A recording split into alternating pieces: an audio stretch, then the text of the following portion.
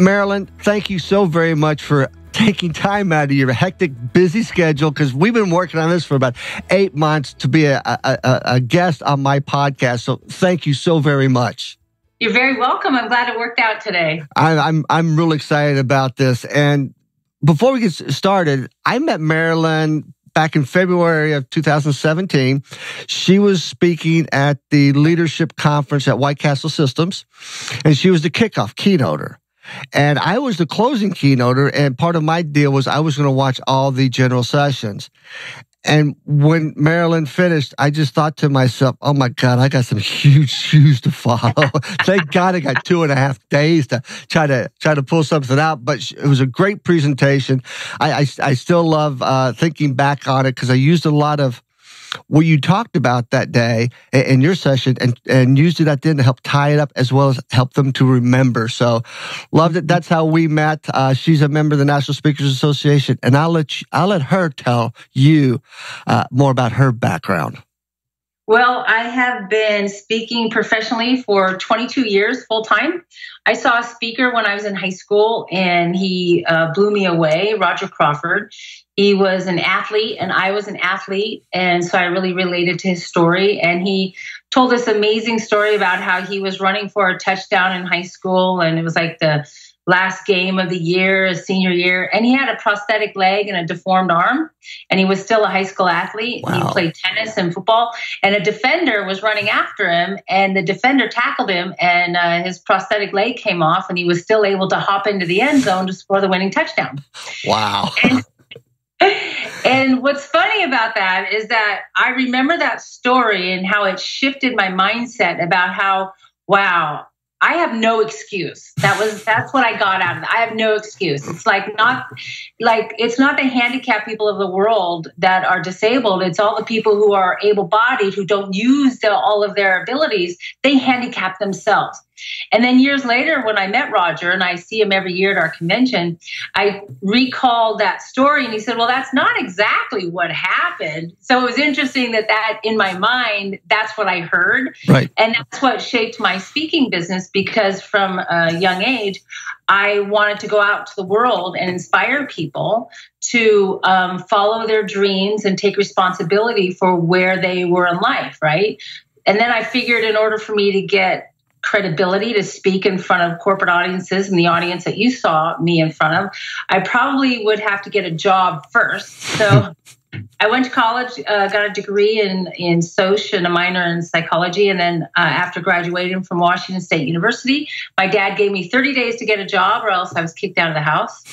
And my first job on day 28 of my job search was at the Seattle Crisis Center, where I was a suicide prevention counselor. Oh, really? From 9 to 8, working crisis lines, so that people in crisis, that people want to kill themselves, or people that were, in the middle of the night, they needed somebody.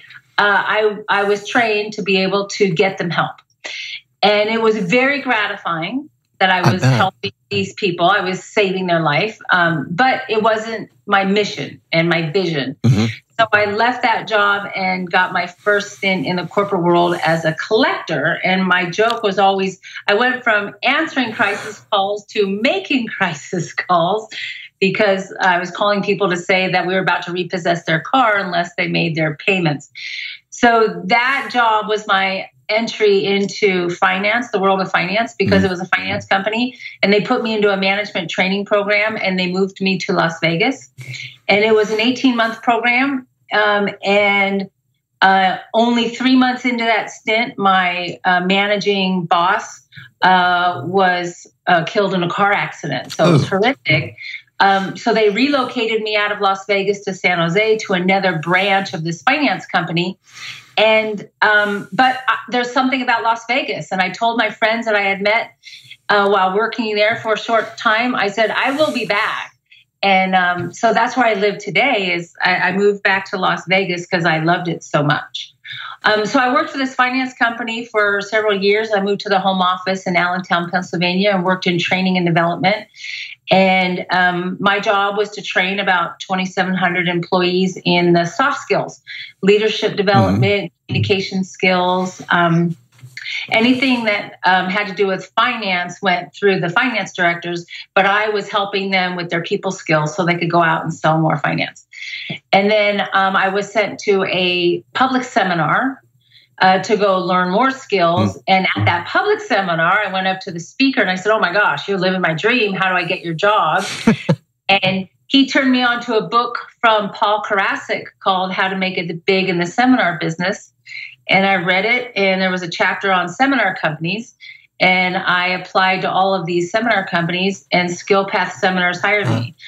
So I went on the road with SkillPath Seminars for 5 years, doing 6-hour seminars, up to 5 cities a week, up to 3 weeks a month. It wasn't always that hectic, but that at the height of it, it was that busy. Wow. And then after 5 years of that, I said, okay, it's time to go out on my own. So since 1998, after I left after I left the seminar company, I've been grinding it out ever since, one speech at a time.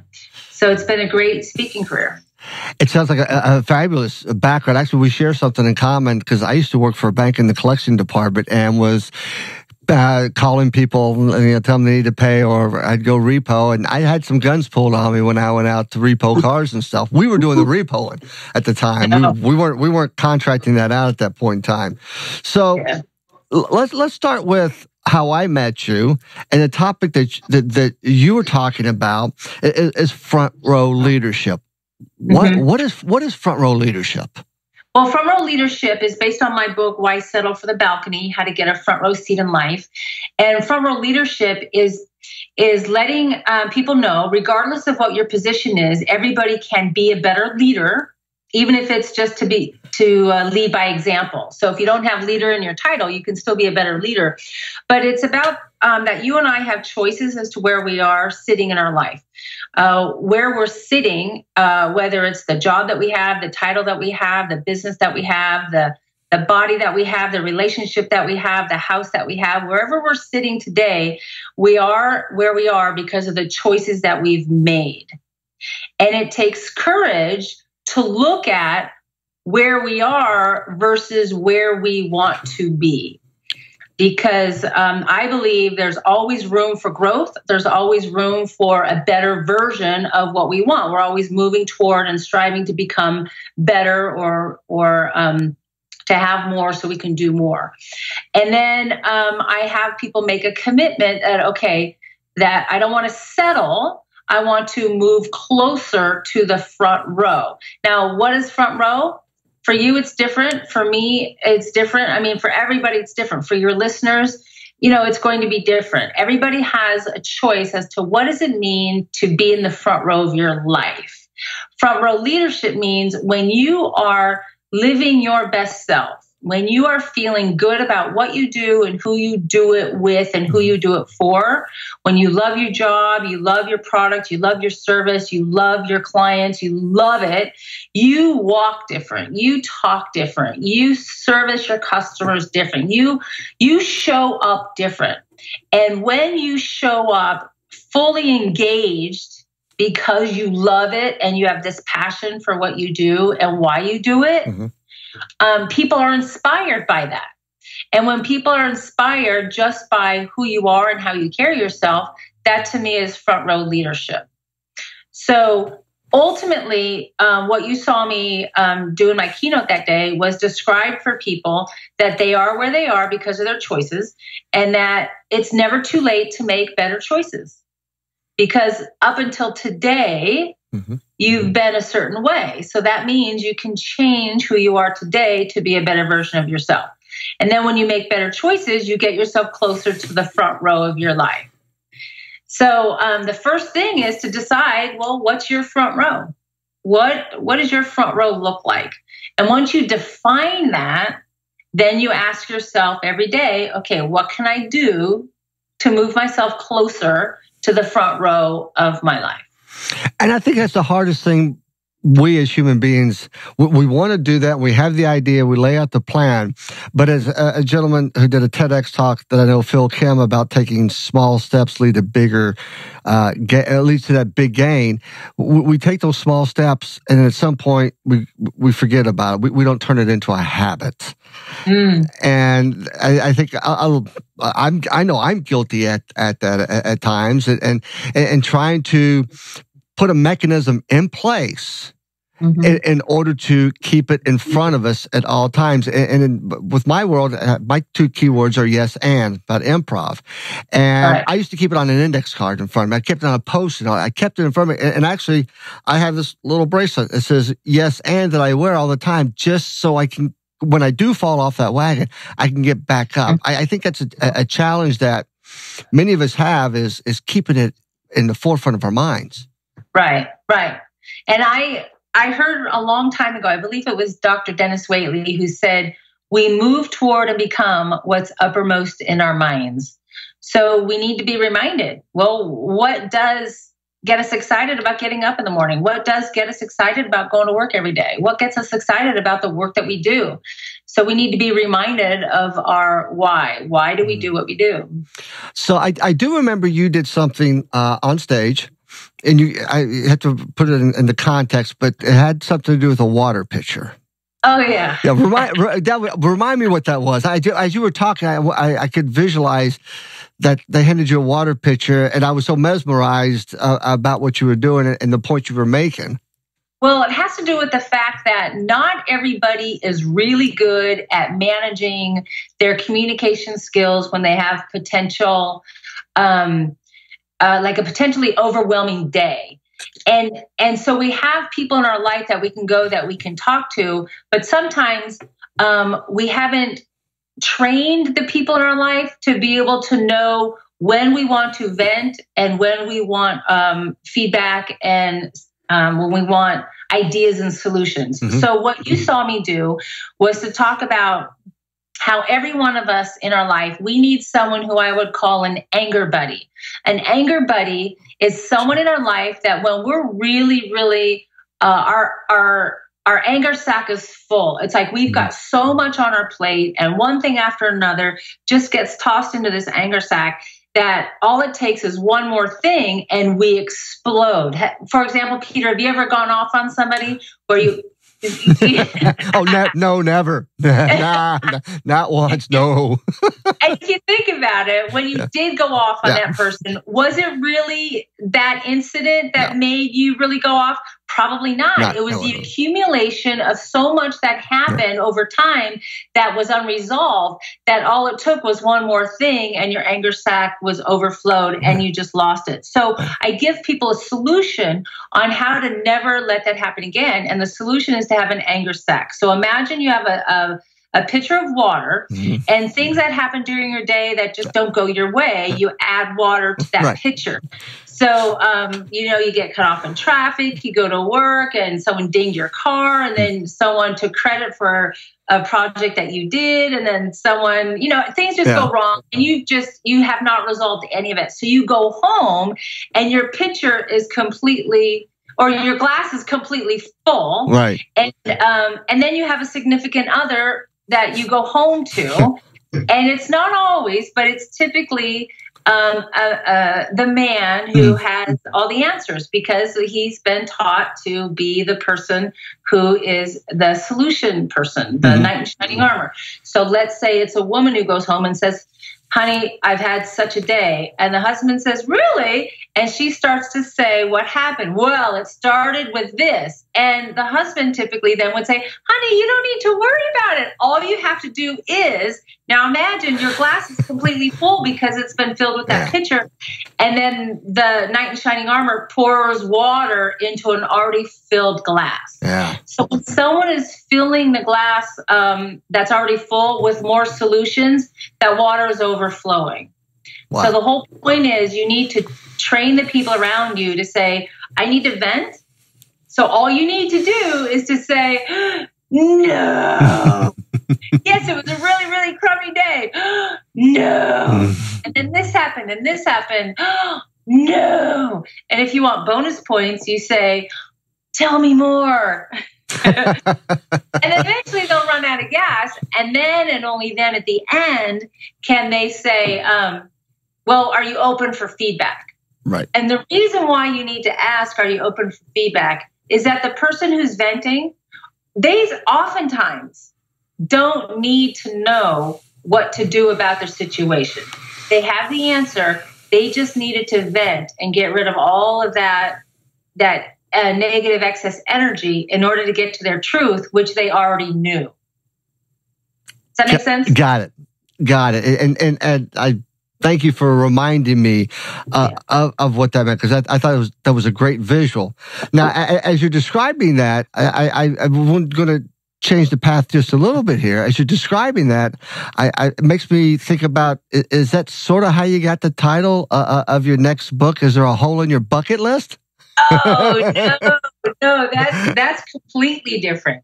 So, my career, it has been on this, gradual rise for years. So I love my career, but there's one thing that has eluded me. And, I've been studying successful people now for over 22 years, and not everybody has an even road to success. There's always bumps and boulders and potholes along the way.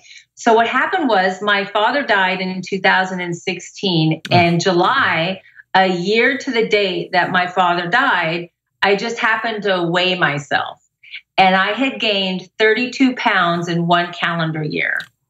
And out loud, I said to myself, wow, why do I keep doing this to myself? Why do I keep putting holes in my own bucket list? Oh. And once I said that out loud, I said, oh my gosh, that would be a great title of a book. So I wrote the title of my book, Is There a Hole in Your Bucket List?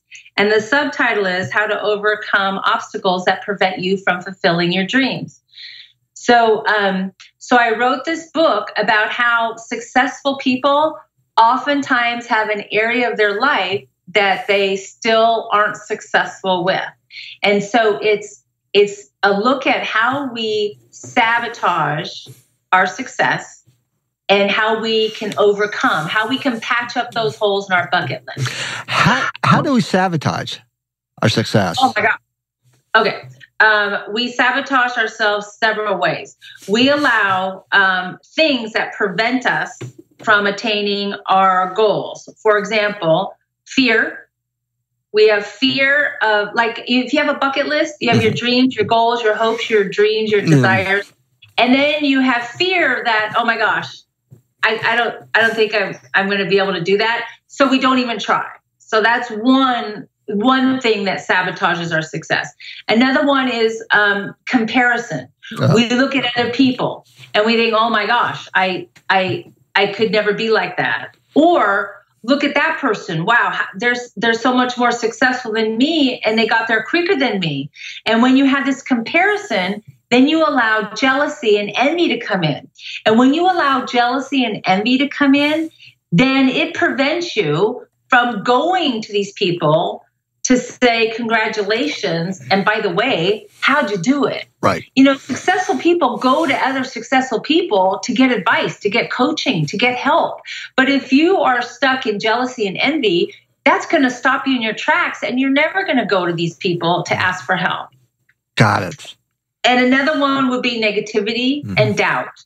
It's like you think you can do it, and then all of a sudden the doubt comes in, and then the negativity feeds off of that doubt, and then you stop trying and you give up before you make any progress. And then another big one, which is really big, is, at least it was for me, is shame. Shame? Yeah. Really?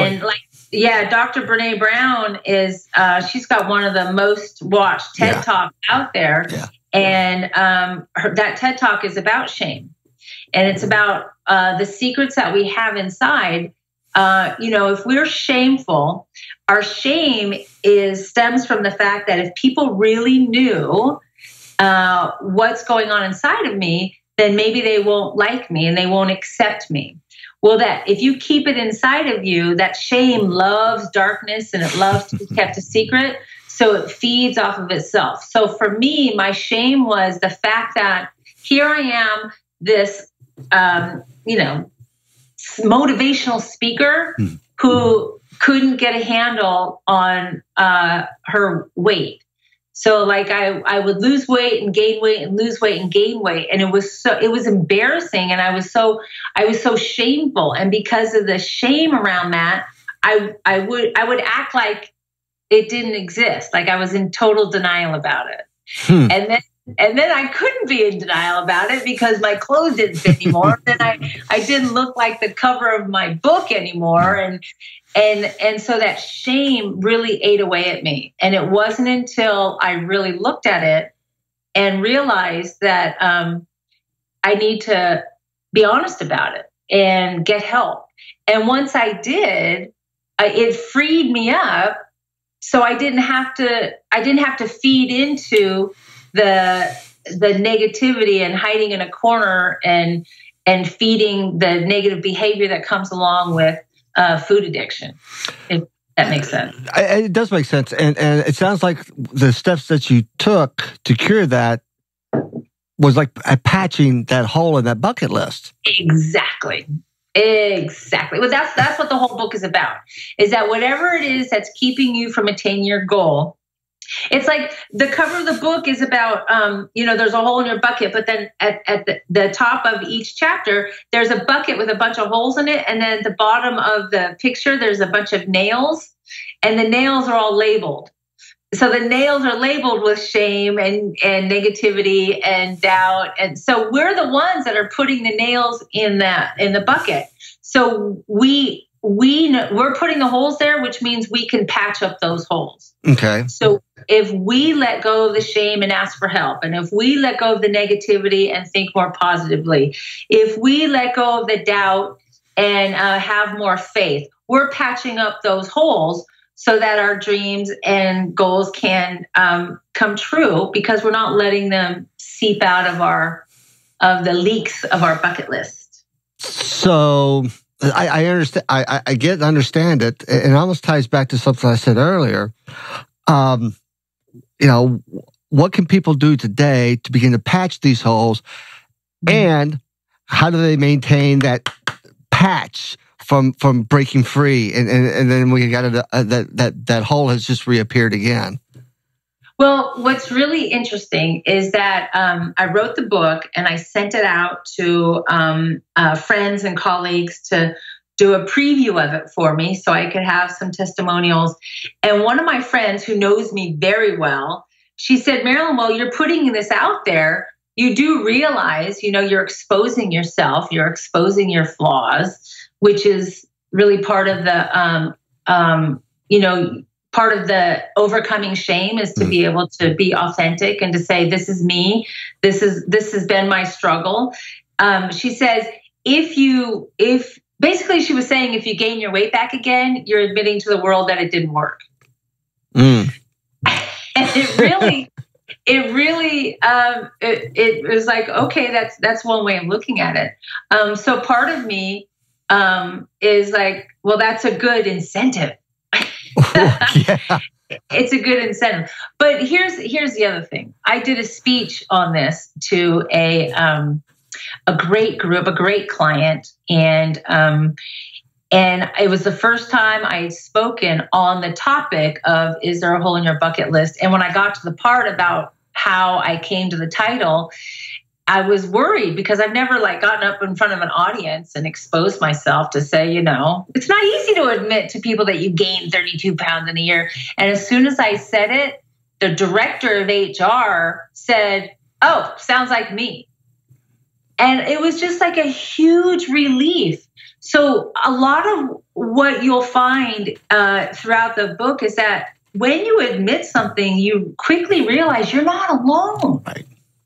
Right. In fear, if you admit your fear, you realize you're not alone. If you admit your shame, you realize you're not alone. If you admit you're jealous or envious, you admit you're not alone. So when you expose light to whatever it is that's been holding you back, that's taking your power back. And that's the first step of patching up these holes that are preventing you from success. So I hear being vulnerable. And it could have been Brene Brown's or is it Amy Cuddy, one of the two TED Talks kind of talked about vulnerability and being vulnerable. And I don't know, I hear more people, when I wrote my book, I sent out to preview, and a number of people said, man, you're really being vulnerable here. You're really exposing yourself. And I'm like, okay. But it's, I guess, to that degree, it was freeing in the sense that, yeah, we all make mistakes. We all have our fears, our insecurities and stuff. And I think in the corporate America, we don't want that to be seen. But I'm finding out and talking to individuals, the more that we do that as speakers, as communicators, the better connections we make. Oh my gosh, the most successful leaders are the ones that are not afraid to be vulnerable. In fact, it was Brene Brown in her TED Talk. I think vulnerability was in the title of her TED Talk, but in her book, when I was reading her book, she said that talk, even though people thought it was about vulnerability, it was really about shame. Okay. Wait, did she say that she when she said whatever that and became vulnerable, and she knew she was taking a risk. It's a huge risk. But then you're exposing yourself. There's always a risk when you expose yourself. But she said the amount of people that she touched that day and the calls and letters and stuff that she got showed her that she wasn't alone in this. There were so many other people out there with this. Yes, exactly. So the first thing that you can do to patch up these holes is first off, you have to have a bucket list. I was going to ask, do you have to have one? Well, no one ever has to have anything, but I believe that a bucket list to me is about having hope for the future. It's like, okay, these are the things I would love to have or do before I kick the bucket. So for me, though, it's really just it's like a glorified goal list, life list. Mm-hmm. So have a bucket list. And then ask yourself, okay, what can I do to start crossing things off the list? And if you have one reoccurring thing that you just can't seem to cross off your list, take a deeper dive to see what's preventing you from doing that. And that you can see where your leaks are coming from and start to tackle where those leaks are and patch up those holes. Okay, so we need a bucket list. So we need to set these goals. Do I have to have a big old bucket? No. I mean, no. Some people have big buckets. Oh. Some people have little buckets. Okay. God. Yeah. No, it doesn't matter. In fact, when I interview people for my book, some people had lots of things. And then I interviewed Manly Feinberg. He had 2 things on his bucket list. He only had one thing for a long time, and then he just recently added a second thing. So really, there are no rules at all to your bucket list. It's your list. You get to decide what's on your list. What I prefer is to have people divide up their list, like have a bucket list for your personal life, a bucket list for your work life, a bucket list for your philanthropic life, a bucket list for your friendship world, So you can divide it up, and so you can have different areas of your life that you want to have a real rich life. This is how I want to create my life, different areas of my life. Why not have a bucket list for these different areas? I love the idea, but you just said something that triggered something that took. I'm going to go just a little bit off topic here, but you said something at the White Castle event that has stuck with me, and it had to do because you said philanthropic, and I know that you like to help the homeless. Yes. And when you said that, so I'm just going to take a little sidecar here. If you could share that and repeat that. I mean, that was so powerful what you said, and I've actually changed my language along those same lines. Well, it was 6 years ago that my husband and I were invited by Tara and Mike Rayburn to go and feed the homeless in Las Vegas. There's a big area down in southern Las Vegas where a lot of the homeless community hang out. And they got together this amazing community of people, and we all brought food and everything that you would need to create this big Thanksgiving feast in a park. And we all divided up our responsibilities. my job was to be the greeter. So I stood at the opening of the park and I greeted all the homeless to come in, and it was an amazing day. There was lots of food. It was really gratifying. But then something happened on the way home that made me say that I will never feed the homeless again. And it's been 6 years and I have not. And what happened was my sister called me and said, "How was your Thanksgiving?" And I said, "Well, it was great. Frenchie and I went down and we fed the homeless." And then my husband, I call him Frenchie, he interrupted me and I'm like, "I'm on the phone." He's like, "No, no. No. No." He said, "This is too important." And he said, he gave me a life lesson. He said, "You feed dogs and you serve the homeless." Wow. And it's still good. In that one moment, everything shifted for me. So now, every Saturday that we are in town, we choose Saturdays. Catholic Charities here in Las Vegas, they serve a free meal every single day of the year. We choose to go down on Saturdays, and we serve anywhere between 300 and 600 of our homeless population in this beautiful kitchen. And we have different volunteers that come every Saturday, and then the people that actually work for Catholic Charities. And every Saturday morning before they open the doors, I say to the volunteers, "Okay, everybody, our theme of the day is that we serve with joy and dignity." The joy part comes when they come through the line. We give them eye contact and we smile and we wish them a happy Saturday. The dignity part is we have zero expectation that they will say thank you, that they smile back, and that they acknowledge us, because that's not our role. Our role is to serve. And we let it go. And when you shift your mindset from coming from a place of I'm feeding these people to serving them, it really puts your life into perspective, and it's been very gratifying. Yes, it does. I mean, it puts your life in perspective and gives a whole different meaning. And I had goosebumps when you said it that day. I had them again. That has stuck with me, and I've made a conscious effort to make that change in my dialogue. So thank you very much for that. I'm glad you reminded me of that. And my wife says I can't remember anything. Just dawned on me. So back to the bucket list. Yes. Obviously, would you mind sharing? I assume that you, in the book, you kind of outlined maybe some of your bucket list that you currently have or had.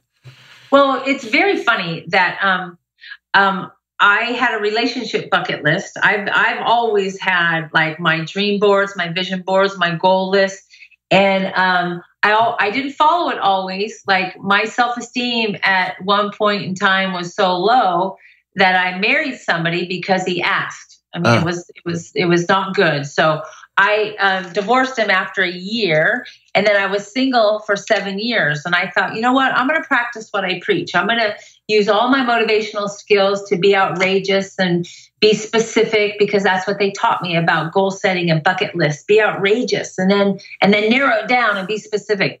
So I came up with a bucket list of what I wanted in a relationship. And I came up with 356 traits that I wanted in a man. 356? And then I narrowed it down to the top 10. And in the top 10, he had to speak fluent French.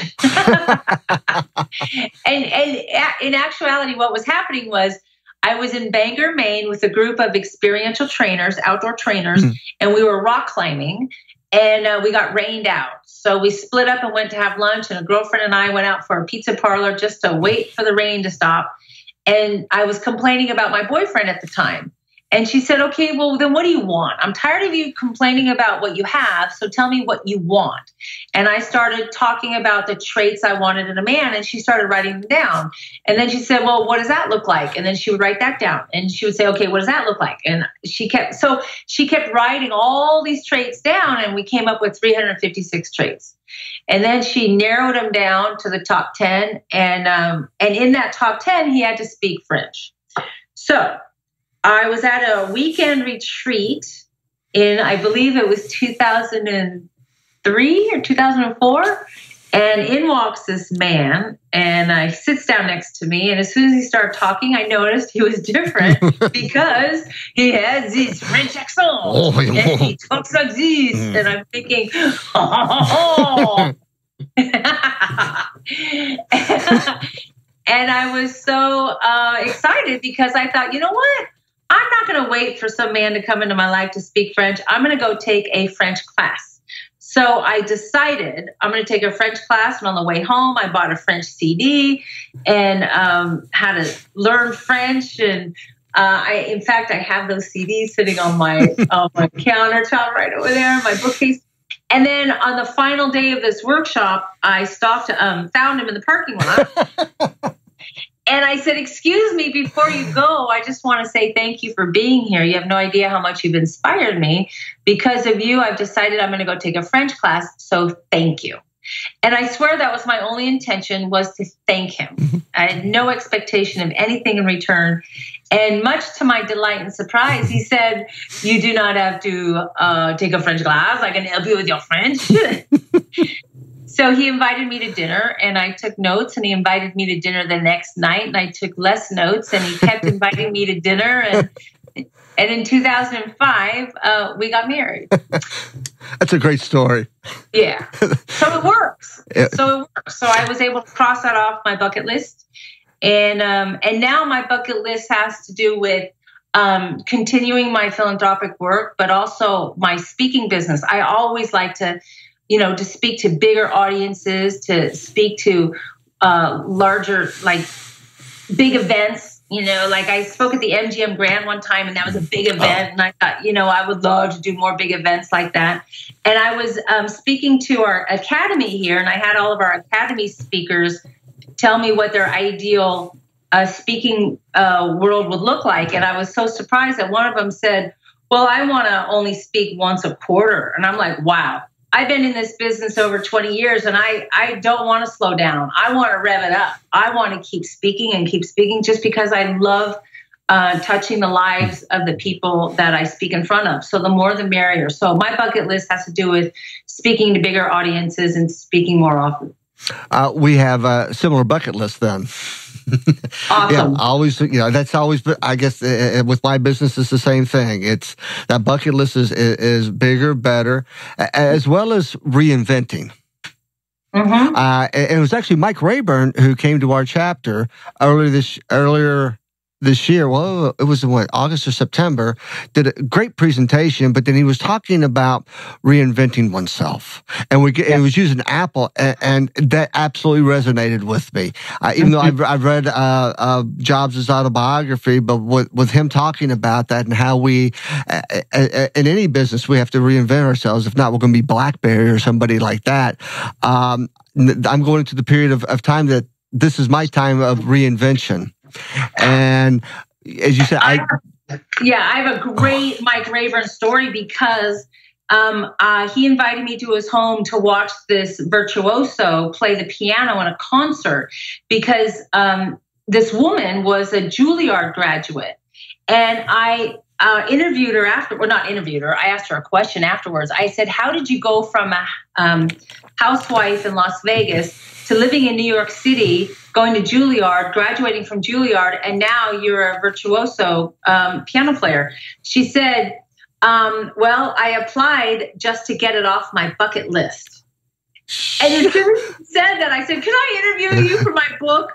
And so I interviewed her, and she said she had always wanted to go to Juilliard. She always wanted to go to New York City and Carnegie Hall. And she had brochures since she was 11, 12, 13 years old.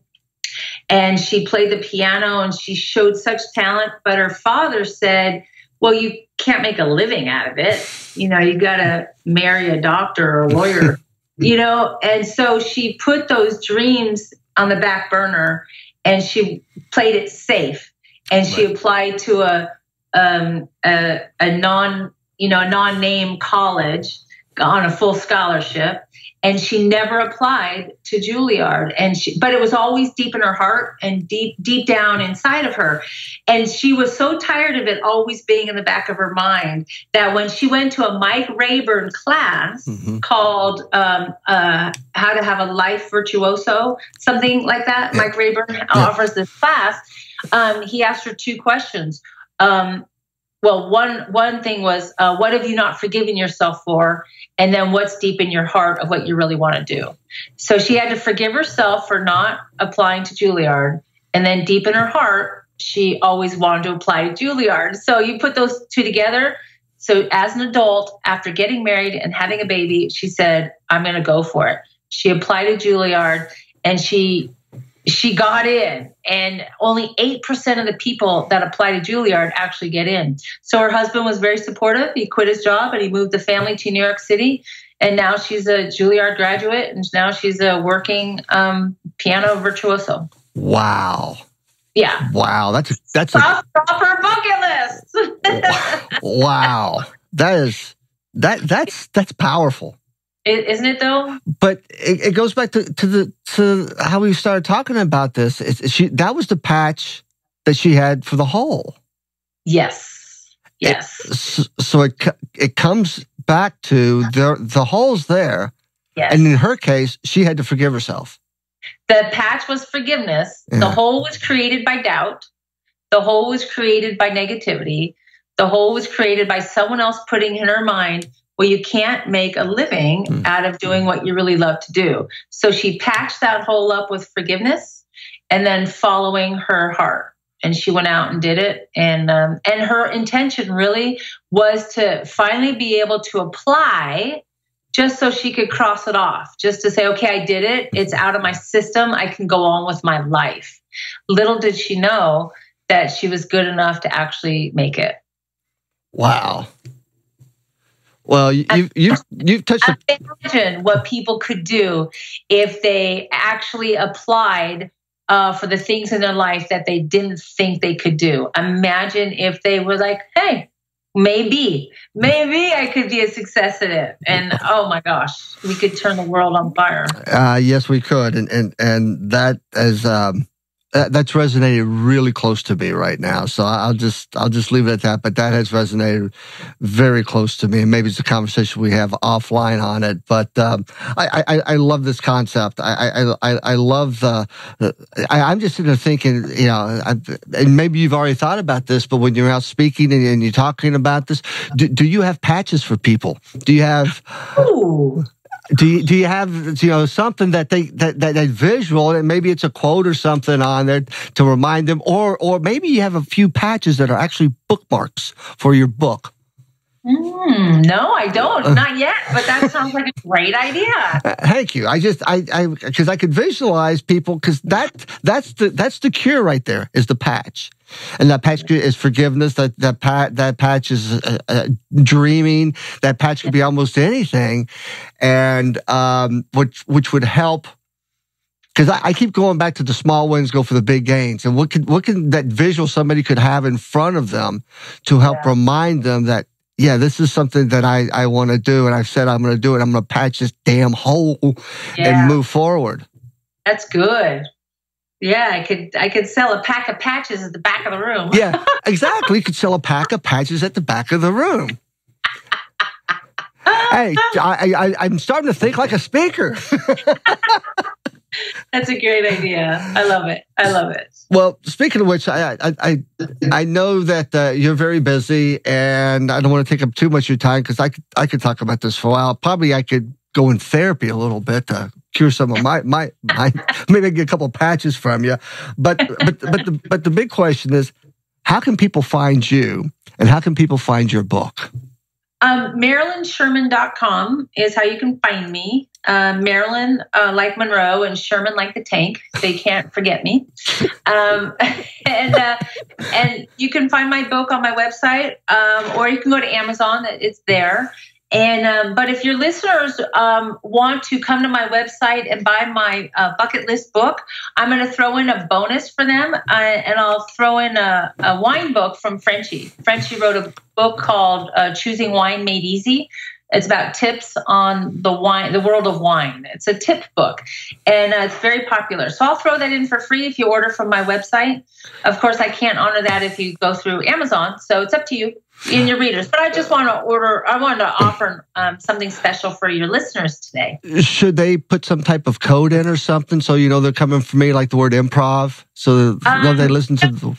When they buy on my website, what they do is they have to put in a note for their mailing address. Okay. So in that note, they can just make a note to say, don't forget my free wine book that you promised from Peter's podcast. Okay. Something like that. Perfect. That'll be great. That'll be great. Marilyn, it was well worth the wait. I'm glad we had this conversation. I'm excited about your book. I can't wait to sit down and peruse through it and read through it and take some nuggets out of it. I wish you the best with the book. I know our paths will cross probably this summer in Dallas. Is there a hole in your bucket list? and influence. And, if I can ever help you in any which way, please let me know. And I think before you leave, you have to give a special shout out to your other Columbus friend here in town. Oh, well, John Kelly of White Castle. Oh, my gosh. And Linda Seabach over there. I love John and Linda. Oh, my gosh. They're so amazing. Do you ever see them? Actually, I was supposed to go to this Christmas party this year, and it was the first time in like 4 or 5 years that I was in town, and unfortunately, I was under the weather. But I see John and Jamie at least 2 or 3 times a year. Oh, they're amazing. Yeah. Great group. Those guys are awesome. I love those guys over there at White Castle. Yeah, they're good people. Yeah, very good people. They're very cool. You know the story on how I know John and Jamie. Did I tell you that? No. I was teaching an MBA class at Ohio Dominican University, and they were 2 students of mine in my Master's of Accountancy class. Oh. Well, they were taking a master's level accountancy class, and Jamie, being the character that he is, the week before I had to go to the class and introduce myself, and they had to do pre-work or whatever, and it was around the NCAA tournament time, and I'm a University of Kentucky graduate, love UK basketball, and they could be in the finals, and I made a comment that if they were, we were going to cut class early that night. Well, they got beat by Michigan State. So we weren't going to be in the finals. So that Monday night, first class, and it was at 6 o'clock. I was getting ready to close the door, and Jamie walks in the door wearing a Michigan State jersey. And he just walked there. And I hadn't met him. I don't really know him. And I just looked and said, I've never given an F so quickly in my life. That's so mean. That's just mean. But that was Jamie, and Jamie and John and I have been, we developed a friendship over time and been friends. It seems like going on 12, 13 years now. Oh, that's nice. Yeah. They are great guys. But once again, thank you so very much for taking time out, and I look forward to reading your book and seeing you in Dallas this summer. Perfect. Thank you, Peter. You are awesome. I can't wait to see you as well.